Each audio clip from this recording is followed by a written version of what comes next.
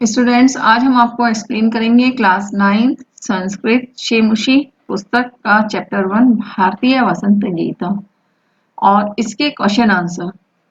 Students, इससे पहले हमने आपको चैप्टर एक्सप्लेन किया है। क्वेश्चन नंबर 1 to 4 हम आपको एक्सप्लेन कर चुके हैं। तो चैप्टर का एक्सप्लेनेशन और क्वेश्चन नंबर 1 to 4 के एक्सप्लेनेशन एंड आंसर्स देखने के लिए आप हमारे पिछले वीडियो पर जाकर के क्लिक करेंगे। आज हम आपको चैप्टर 1 का क्वेश्चन नंबर 5 एक्सप्लेन करेंगे और क्वेश्चन नंबर 5 है प्रथम श्लोकस्य आशयम हिंदी भाषा आंग्ल भाषा व लिखत। यानी इसमें जो पहला श्लोक है चैप्टर 1 का फर्स्ट श्लोक है, उस श्लोक का आशय यानी मीनिंग यानी उसका अर्थ हिंदी भाषा में और अंग्रेजी भाषा में लिखना है। तो पहला वाला जो श्लोक है उसका हिंदी भाषा में अर्थ इस तरह से है कि इस समय वसंत ऋतु में मीठी बौरों से, मीठी बौर यानी हमने आपको चैप्टर में एक्सप्लेन किया हुआ है कि जब आम जो होते हैं तो आम के पेड़ों में वसंत ऋतु में जो फरवरी मार्च का मौसम होता है वसंत ऋतु का मौसम होता है और इस समय पर आम के वृक्षों में बौर आ जाती है। बौर यानी आम आने से पहले जो उसके फूल आते हैं उनको बौर बोला जाता है।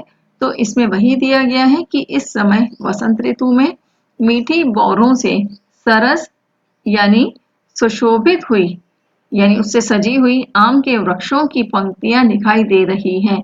यानी हरे हरे पत्तों के ऊपर हल्का पीला कलर लिए हुए, पीला यानी मटमैले कलर की बौर जो है आम के ऊपर लाइन से सजी हुई दिखाई दे रही है और उन पर मीठी आवाज से युक्त यानी मीठी आवाज से भरी हुई कोयलों के समूह शोभा पा रहे हैं। यानी कोयल जो होती है इस मौसम में सबसे ज्यादा, इस ऋतु में सबसे ज्यादा आम के पेड़ों पर आती है और सुबह सुबह कोयल की जो कूक सुनाई देती है।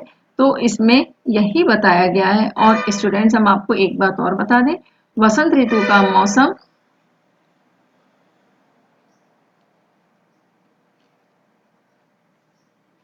सरस्वती जी के लिए माना जाता है और इसीलिए वसंत पंचमी भी आती है इस मौसम में। और वसंत पंचमी के दिन देवी सरस्वती का प्राकट्य यानी उनके उत्पन्न होने का दिन माना भी जाता है। अब इसको अगर इंग्लिश में इसका मीनिंग लिखेंगे तो इस तरह से फर्स्ट वाला श्लोक जो है उसका हिंदी में इस तरह से हमने आपको एक्सप्लेन कर दिया है। अब इंग्लिश में इसका इस तरह से लिखेंगे, in the spring season the lines of mango trees decorated with a cluster of sweet birds are visible and enhancing the flight of sweet singing cuckoos sitting among them। इसका अनुवाद इस तरह से लिखेंगे आप, तुम्हारी यानी यहाँ पर देवी सरस्वती के लिए बोला गया है कि तुम्हारी ओजस्वनी वीणा यानी जो वीणा है उसकी आवाज है बहुत ओजपूर्ण है। ओजपूर्ण यानी लोगों में एक उत्साह जगाने वाली।